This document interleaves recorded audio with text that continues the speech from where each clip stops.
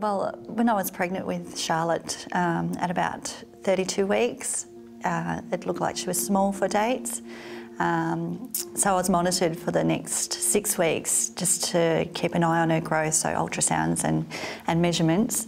And by 38 weeks, she really wasn't growing that much. So I was induced and all went fine. And she was just small for dates. And that's all we thought we were dealing with. You know, an unsettled baby who was little, so she had trouble feeding and all that sort of stuff. But crying a lot, and we just thought that was all very normal for that stage, being first parents. So it wasn't until the 8-week checkup at the maternal health nurse that she didn't meet any milestones. That's when a few... It was more her vision. She wasn't following with her eyes. So the maternal nurse thought we should be referred to a neurologist. That check happened, and seeing the neurologist, he wanted an MRI done, and so we had of that her brain. Yeah, we had that done in January when she was born in August, so it was about 5 months, and that's when it came to light that her brain wasn't formed as it should be.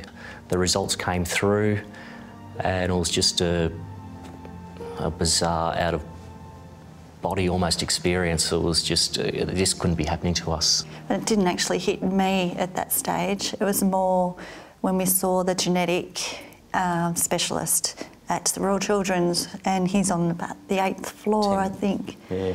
It's when I asked his opinion, and, you know, will Charlotte ever drink from a cup? Will she ever eat off a spoon? And he said no. And that's when it really hit me that, yeah, Charlotte's really got problems, and yeah, it's quite serious. Yeah, and I remember looking at the window thinking, that was open. I could be jumping through that window. I just don't know what the future was going to hold, and yeah, it really hit me then. Got a rough indication that Charlotte's likely to, her lifespan is likely to be between 5 and 10 years, probably more on the lesser side. It was through our paediatrician at Royal Children's. She suggested very special kids, spoke very highly of them, and from there we got onto a waiting list. We were accepted, and that was in 2005. But you know, special kids are, you know, always there. Just a phone call out of the blue to see how you're doing, how Charlotte is. That's a huge thing for me. Yeah. Very special kids. It's such a fantastic place because if we need something, or if we think we need something, she's only a phone call away, and if it's possible, she'll make it happen. Well, you've got the home where Charlotte can stay for a week at a time. It's so hard to leave her. It's getting easier because the facilities are fantastic. The staff, all the staff and volunteers are very special. Kids are sensational. So it's just such a warm environment, but we can leave Charlotte there and we can take the girls to the zoo or to the beach or to the movies, just, you know, with a moment's notice. You can, yeah, not forever watching the time and making sure that we're in the right environment to feed Charlotte. Where people aren't coughing and, you know, every 4 hours feeding her. The volunteers, we've got a home volunteer. Moira's been with us since 2006, I think, so it's about 5 years. And she comes on a weekly basis, so that just gives Tamara a chance to get out with the girls and, again, just go to a play centre or something. She's amazing, like all the staff at Very Special Kids. There's coffee mornings where Tamara gets a chance to catch up with other mums in a similar situation. That's very beneficial to me, yeah, just to catch up with the other mums and know that we're not, you know, I'm not the only one in the situation, and they're just so inspiring, just their own stories and their own lives, and very supportive, and the advice, suggestions that they give me, it's really very energising. They just give you a really good boost, and yep, just keep going. I look at Charlotte and with her condition and just think how easy it would be for her just to give up, and yeah, she fights.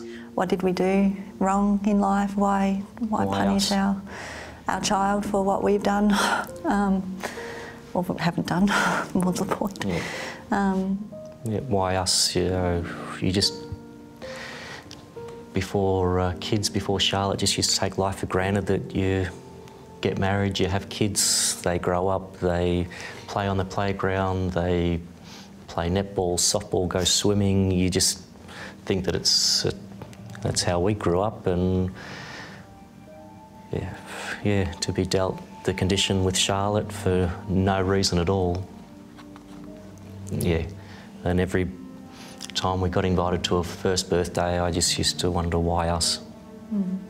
It's difficult when you're living it and you just want your support of your friends and family, but it just seems like it's too hard for them and they don't know what to say or do, so they just stay away. Yeah, they stay away, and just seems that they give up. You know, we're her parents and we're there to care for her and give her all that she needs, but when you really stop and think, you know, it'd be nice if she looked at us and smiled and recognised us, but she doesn't. It's just...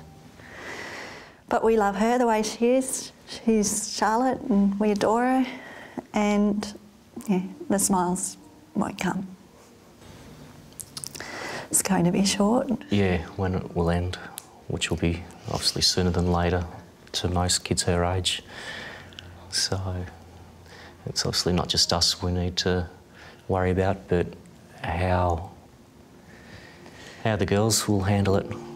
You know, all the benefits that we get from special kids, they also look after, you know, 800 odd other families, so to make that 800 families feel as good as us when it comes to very special kids, yeah, so help and support as many families as possible, just to make the journey that little bit easier. And more enjoyable. Yeah.